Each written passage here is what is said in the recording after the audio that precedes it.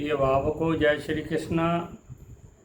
जिन जातकों की वृश्चिक लगन होती है, 8 नंबर की लगन होती है, उन जातकों के ऊपर राहु केतु का क्या प्रभाव होता है उसके बारे में जानकारी दे रहा हूँ।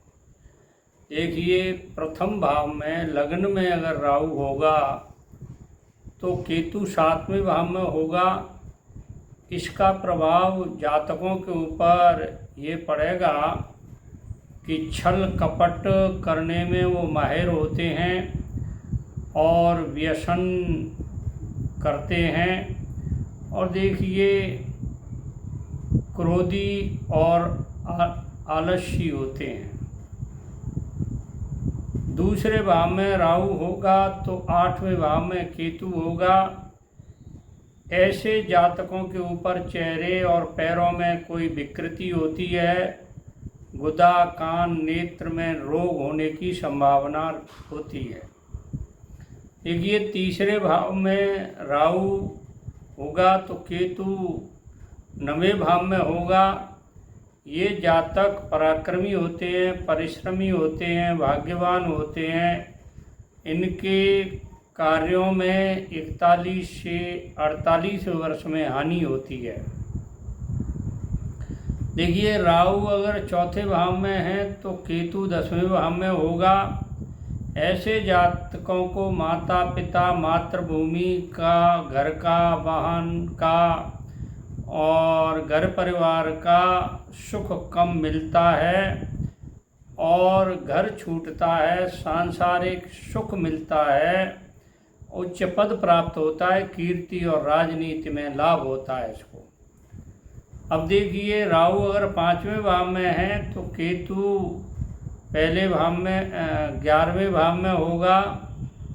ऐसे योग वाले जातकों पर देखिए आरोप प्रत्यारोप लगते हैं, शिक्षा में विघ्न होते हैं और संतान में देरी होती है। कभी कभार तो संतान होने में बाधा भी उत्पन्न होती है और सौभाग्य इनको प्राप्त होता है।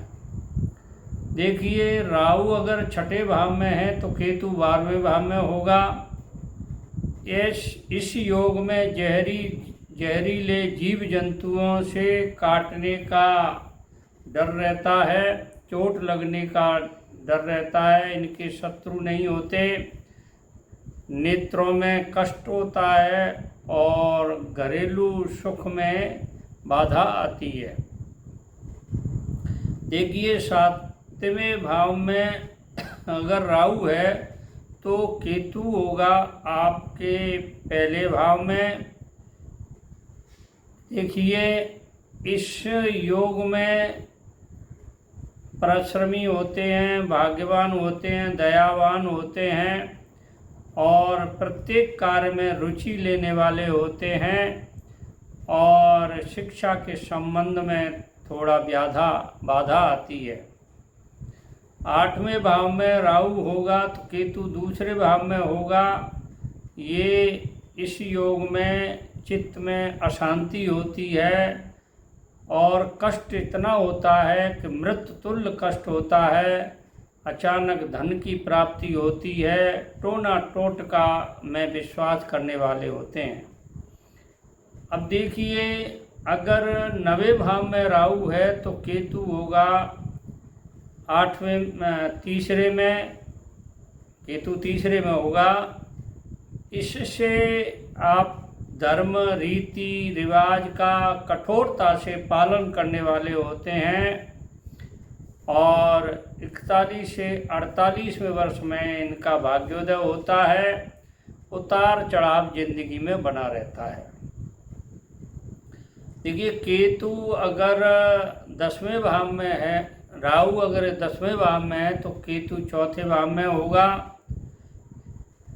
ये जातक स्वार्थी, परिश्रमी, आकस्मिक धन प्राप्त होता है और दुर्घटना भी घटित होती हैं। माता और मातृभूमि का लाभ कम मिलता है। अगर देखिए, राहु 11वें भाव में है तो केतु चौथे भाव में होगा। 11वें भाव में है केतु राहु, तो 5वें भाव में केतु होगा। इस योग के कारण जातक कुछ लापरवाह होते हैं, छल कपट से धन राशि जो कमाते हैं वो हानि होती है, नष्ट हो जाती है, शिक्षा में विघ्न आते हैं।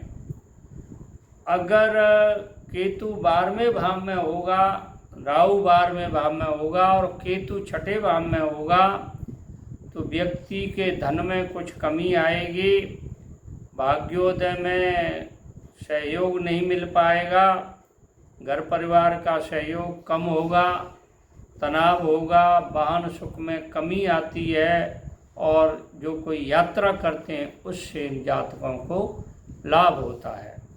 तो देखिए मैंने ये 8वें लग्न आपकी है 8 नंबर की, उनके राहु के क्या क्या प्रभाव पड़ते हैं इसकी जानकारी दी है। तो आप मेरे चैनल को सब्सक्राइब करें, लाइक करें, शेयर करें ताकि आपको अच्छी अच्छी जानकारी प्राप्त हो सके। जय श्री कृष्ण।